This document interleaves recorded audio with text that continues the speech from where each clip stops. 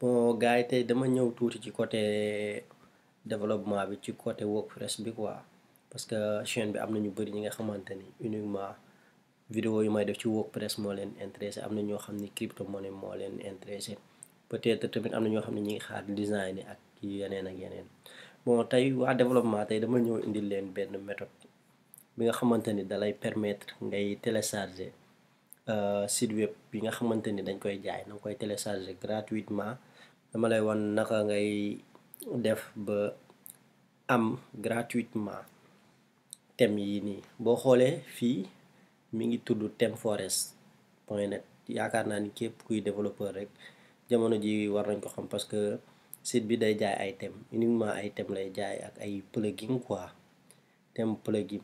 Léegi thème bi man dama ko soxla, mi ngi tuddi Oxygène WooCommerce, thème WordPress la quoi, man dama ko soxla. Actuellement su ma bësee, su ma cliquer ci biir thème bi day am yeneen différentes parties yi nekk ci biir yeneen thème quoi. Léegi nag yow yaay choisir, après boo ko installé pare yaay choisir bu la ci gënal quoi. Yii nii yëpp bu la ci gënal, buñ neexee mën nañoo jël bi mooy simple money, full width money, fii right align money, ça dépend quoi, bëri na.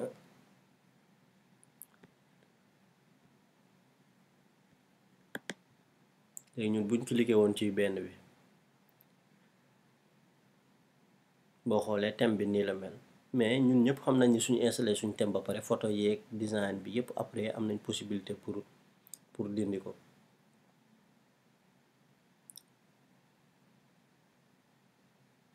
thème bi nii la mel. Léegi thème bi boo xoolee dañ koy jaay $59 lañ koy jaayee quoi, mais man dama koy jël gratuitement. Mais fi may aw mooy Telegram laay aw, su ma paree ma intégré ko ci sama site web bi nga xamante ni moom laay defar. Léegi bu ñu ñëwee Telegram groupe bi mi ngi tudd WordPress Primer thème et plugin. Groupe bii nii uniquement thème WordPress ak plugin yi nga xamante ni dañ koy jaay kese lañ fiy dugal, te fii da ngay am possibilité pour télécharger ko gratuitement. di nga yii nii yëpp ay yeneen thème la, mais boo xoolee man thème bi may wër, thème bi ma soxla moo nekk nii Oxygène version 5.14 bi moo nekk nii. Léegi boo cliquer démo, ça veut dire da lay rédiger ci ThemeForest pour nga am aperçu quoi site web bi, xool site web bi nu mel quoi balaa nga koy télécharger. bu dee na nga ko bëgg a télécharger nag da ngay cliquer fii download télécharger, open link. léegi dañuy rédiger ci benn site bi nag fii lañ koy télécharger quoi. En général nag site bi day bëri ay publicité, mais publicité yii yëpp nañ koy ignorer. ñu cliquer download now bi, ñu cliquer fii. boo xoolee dañuy tijjilaat beneen page, mais dañuy delluwaat suñu page bi. léegi boo xoolee sama téléchargement mi ngi ñëw fii nii Oxygène. léegi ñu xaar téléchargement bi agsi.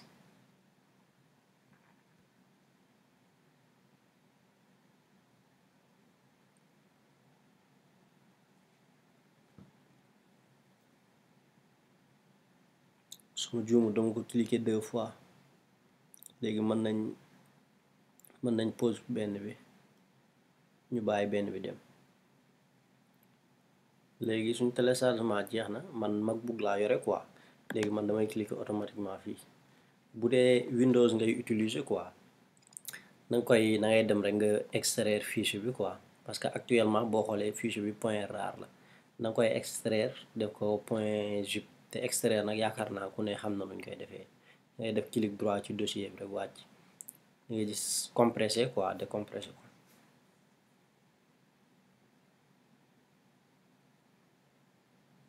man MacBook bi dama ci installé logiciel bi, moo tax day ñëw rek automatiquement daf koy extraire.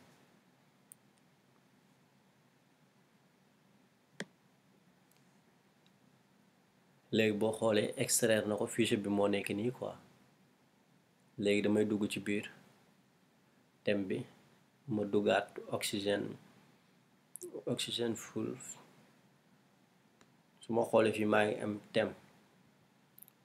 boo cliquer thème damay am 2 différents thèmes, damay am Oxygène.zip, Oxygène children.zip, ça veut dire enfant bi quoi. léegi dañuy tijji suñu page web. Man bii benn page web la quoi, page bi c'est déjà hébergé quoi, ab sous-domaine la boo xoolee moo nekk nii quoi. mais bu la neexee tamit mën nga ko def localement, wala tamit nga jënd sa nom de domaine hébergé ba pare bëgg a dugal sa template, même chose la quoi. léegi buñ ñëwee rek WordPress nu ñuy faral di def nu ñuy def, ngeen def /wp-admin. bon lii nag c'est pas sécurisé quoi, conseillé wu ma ko kenn, mais dinaa leen jox benn plugin bi nga xamante ni dalay permettre lii wp-admin bi nga changé ko quoi, def ci lu la neex, nga xamante ni duñ la mën a arnaquer, duñ la mën a pirater quoi. li may def tuto rek moo tax ma bàyyi ko ci nii, parce que ñëpp xam nañu site bu ñu defaree WordPress boo bindee wp-admin rek na ngay dugg nice. léegi ñu def suñu identifiant,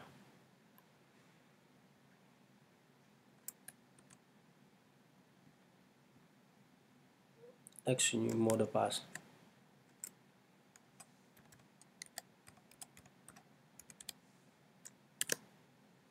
après ñu def se connecter, ñu naan ma mot de passe bi baaxul.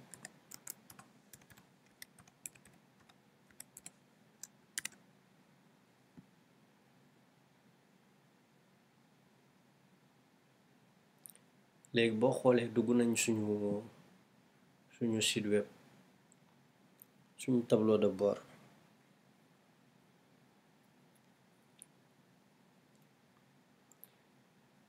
léegi buñ duggee ñun suñu tableau de bord lii lañ am. buñ duggee recherche suñu site web bi,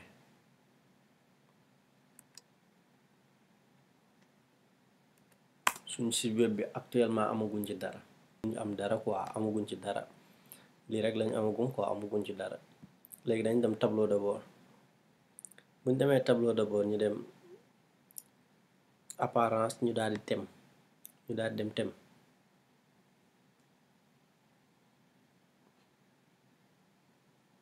après ñu daal di cliquer wordpress.org thème bi la ñuy cliquer pour mën a téléverser suñu template bi nga xamante ni jënd nañ ko, wala suñu template bi nga xamante ni sax craqué nañ ko laay wax. téléverser un thème, ñu def choisir un fichier.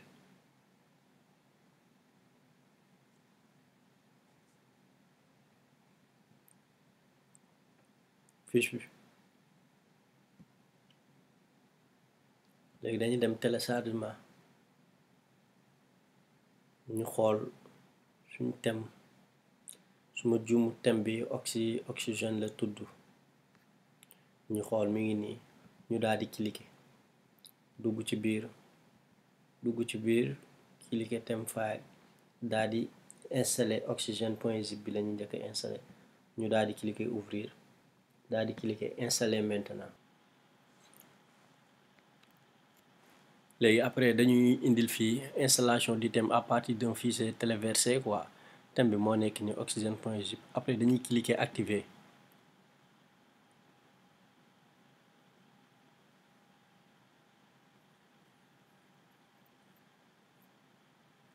buñ cliquer activer, actuellement téléversé inséré na thème bi quoi. léegi ñun lu ñuy njëkk a def mooy ci partie apparence bi, boo xoolee dañuy am thème personnalisé, prime thème, thème option, install plugin quoi, pour installer plugin yi. mais actuellement lii bu ko defee, li ngay njëkk a def mooy ñëw sa tableau de bord, def accueil,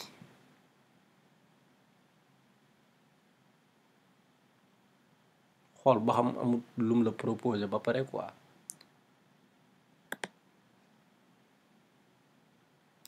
ñu traduire en français. boo xoolee fii naan la sa thème nécessite le plugin suivant. plugin yii nii yëpp thème bi da ko war a am quoi, pour mu mën a fonctionner correctement.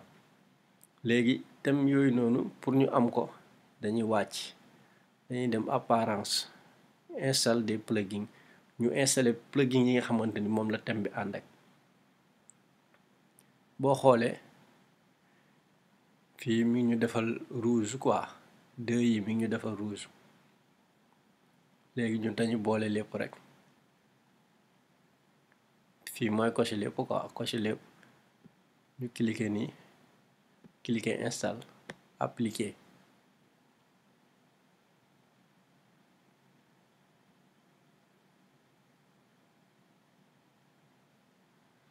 léegi installé na tam plugin yëpp installé na ko quoi. léegi dañ dem retourner,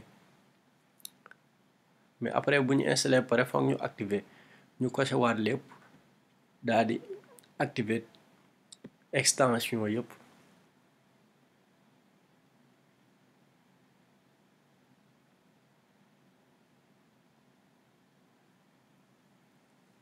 lépp activé nañ ko quoi. léegi ñu retourner ci tableau de bord bi. bu ñu demee tableau de bord bi automatiquement dañuy indil lii page bi dañuy indil quoi. xaaral ma traduire ko en français ndax ngeen gën a comprendre. boo xoolee fii détail du magasin, industrie, type de produit, détail de l'entreprise, thème.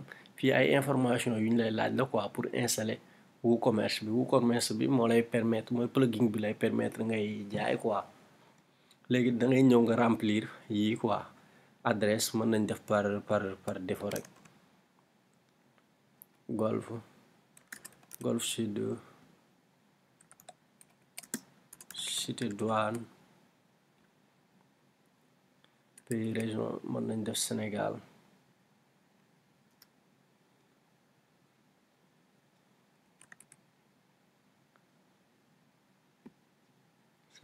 Ville Dakar, code postal 15000. fii nga dugal sa adresse mail daf ko bind automatiquement. ñu daal di cliquer continuer. construire un meilleur WooCommerce ñu daal di def oui.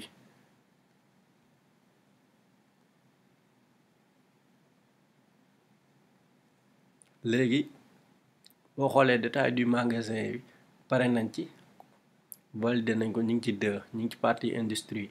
dans quel secteur le magasin opère-t-il? Choisis ce qui s'applique quoi. nga xool yow sa site bi ngay defar mode de vêtement man bi site bi mode de vêtement la quoi. ak lan mode de vêtement je pense que kase la. continuer. am nga possibilité nag coché yëpp.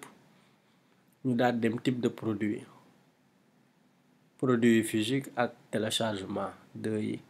yeneen yi nii day laaj paiement quoi, mën nga ko sauter mais yëpp amul solo. nga daal di cliquer continuer.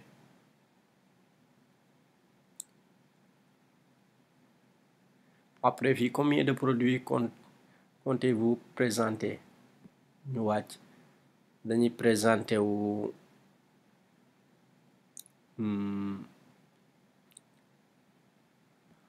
plus de 1000 produits actuellement en vente ailleurs. mën nañ def non. fii bu dee na nga koy installer benn client quoi, comme ni may def nii site bi keneen laa koy defaral nii quoi. da ngay def j'installe un magasin pour un client, mais loolu lépp amul solo quoi. man dama koy sauter, damay def continuer. ajoute des fonctionnalités professionnelles recommandées à mon site. continuer.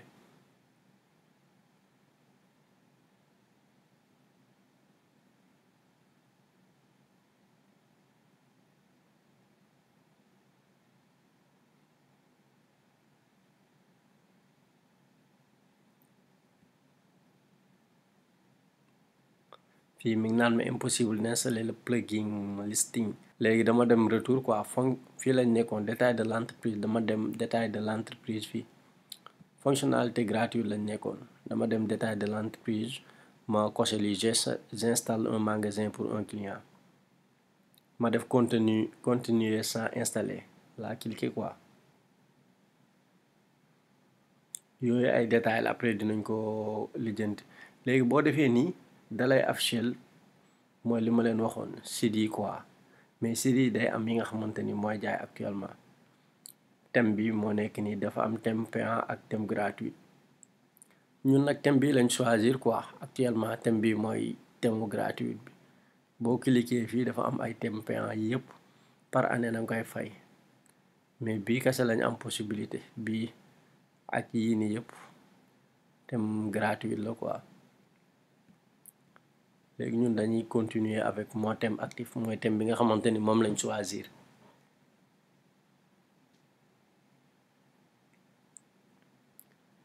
léegi boo xoolee après dañu indi ci benn page bu tudd wordpress.com quoi. fii tamit après na nga fay tijji sa compte rek ñu daal di cliquer approuver.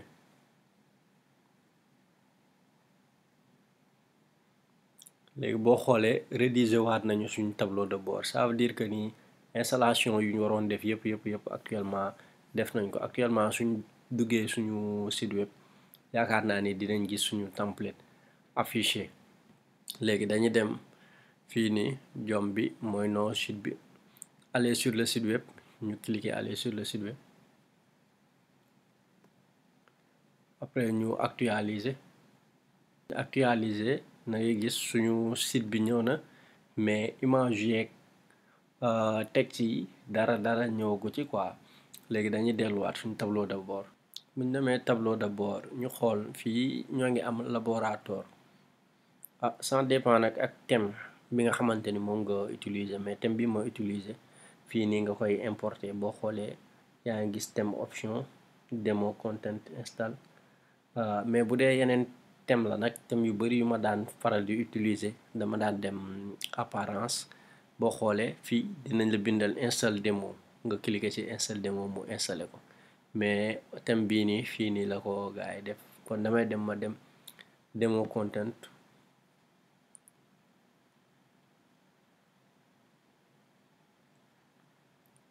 su ma ñëwee moo nekk nii, thème yaa nekk nii quoi. maay choisir entre bii ak bii ban laa ci jël quoi. xaaral ma traduire ko en français ngeen xool.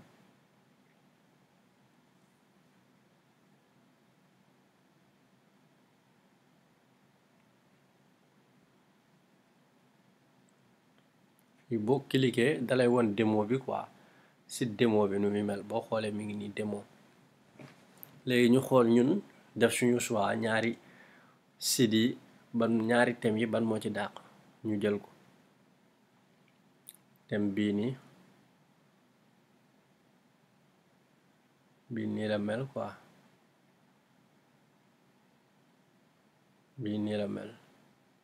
mais man beneen bi moo ma dàqal, bii moo ma dàqal man. bii laa gën a soxla, kon damay cliquer fii nii install le pack de démo. ma cliquer install. yii nii yëpp dama koy cocher quoi, c'est déjà coché moo tax nag. importer du contenu de démonstration, ma def importer. daal di xaar mu chargé.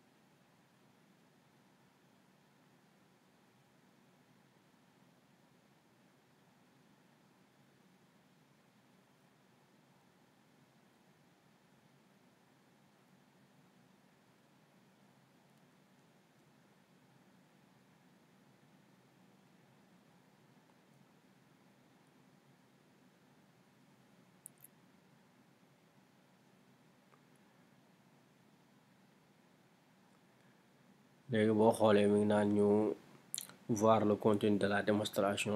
ça veut dire que ni suñu contenu actuellement c'est terminé quoi, installé nañ lépp.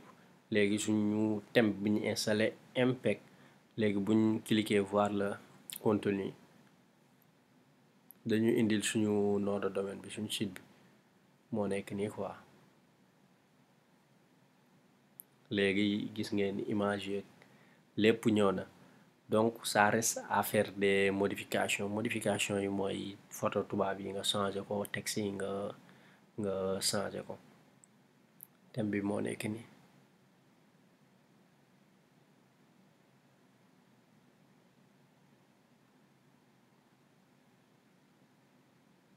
ma ne ko yëpp mi ngi nii quoi.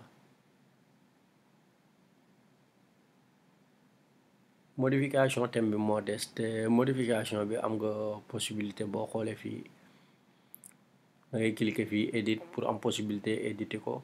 slide bi moo nekk nii boo koy modifier da ngay cliquer fii slide révolution.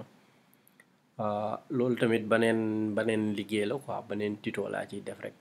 xam naa su dee gars yi yuy seetaan vidéo ci WordPress bi xaw nañoo bari tuuti, dinaa ci gën a def ay vidéo wan leen étape par étape ngeen gën a comprendre nu ñuy gérer seen page, parce que bari na yu ñu war a mën a xam ci WordPress. bon gars yi li moo nekkoon vidéo bi, di leen wax que ni ngeen abonné, partager, activer cloche de notification pour ne pas rater aucune de mes vidéos. Merci.